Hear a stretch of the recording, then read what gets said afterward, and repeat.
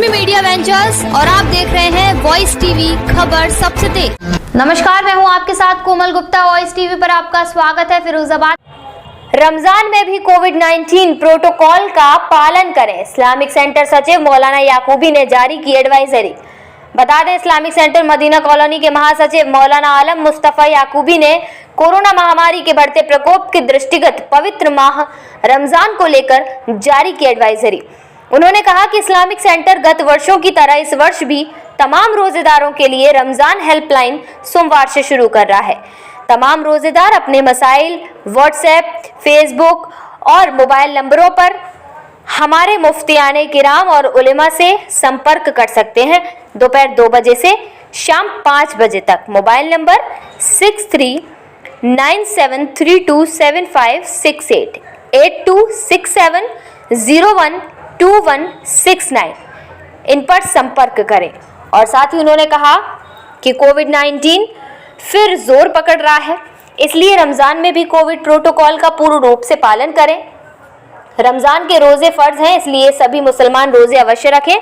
अपने मोहल्लों की मस्जिद में ही नमाज और तरावी पढ़ें, दूसरे मोहल्लों की मस्जिद में ना जाएं। मस्जिद में भी और बाजारों में भी मास्क जरूर पहनें। सफाई सुथराई का ख्याल रखें।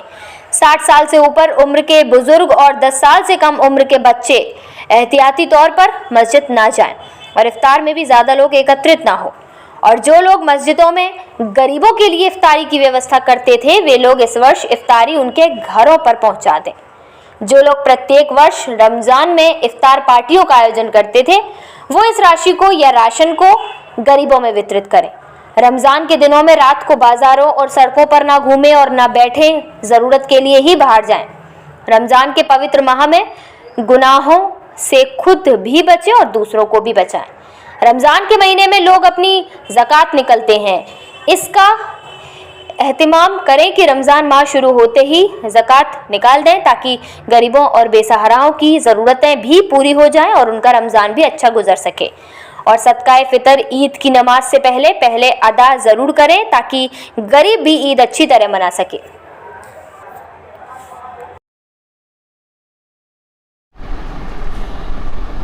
आज रमज़ान मुबारक को लेकर ये प्रेस वार्ता रखी गई थी और रमज़ान मुबारक और कोविड-19 इस वक्त ज़ोर पकड़ रहा है।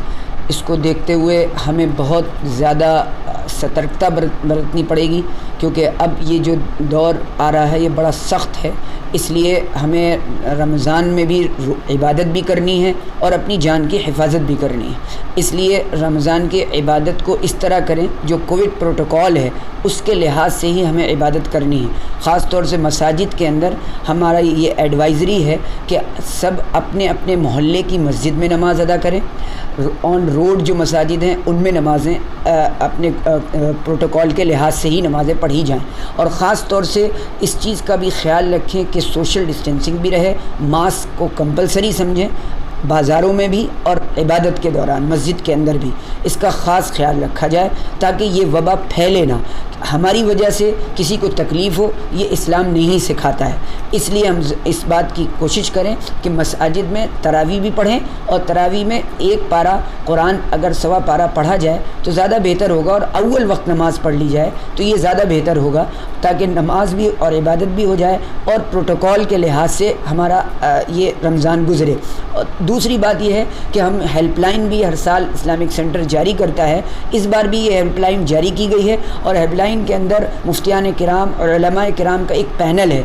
वो पैनल अब रमज़ान से मुताल्लिक़ मसाइल को ऑनलाइन हल करता है। इसका वक्त 2 बजे से 5 बजे शाम तक का रहेगा, जिसमें ये मसाइल आएंगे। चाहे वो व्हाट्सएप पर पूछ सकते हैं, मोबाइल पर पूछ सकते हैं, फेसबुक पर पूछ सकते हैं। रमज़ान मसाइल के नाम से हमारा फेसबुक पर ऑनलाइन आप उसमें पूछ सकते हैं।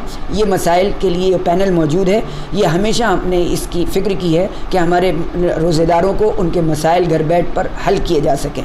दूसरी और तीसरी चीज़ ये है कि रमज़ान में लोग का दिल नरम होता है, इबादत में दिल ज़्यादा लगता है, तो लोग ज़्यादातर ज़कात भी ज़्यादा अदा करते हैं, क्योंकि ज़कात एक फ़र्ज़ है। और इस रमज़ान में अगर ज़कात अदा करते हैं या कोई भी इबादत करते हैं तो उसका 70 फ़र्ज़ों के बराबर उसका अज्र मिलता है। इसलिए रमज़ान में जो ज़कात अदा की जाएगी इसका ख्याल रखें कि वो ज़कात रमज़ान के शुरुआत में ही दे दें, ताकि उन ज़रूरतमंदों तक वो ज़कात पहुँच सके, ताकि उनकी भी रमज़ान अच्छे गुजर सकें और उनकी ईद भी अच्छी गुजरे। सदक़े फ़ित्र की भी इसमें एक सदक़े फ़ित्र वाजिब है, जो ईद की नमाज से पहले अदा करना होता है, तो उसको भी रमज़ान के यानी ईद की नमाज से पहले ज़रूर अदा कर दें, ताकि उन गरीबों की ईद भी अच्छी हो सके। बहुत शुक्रिया।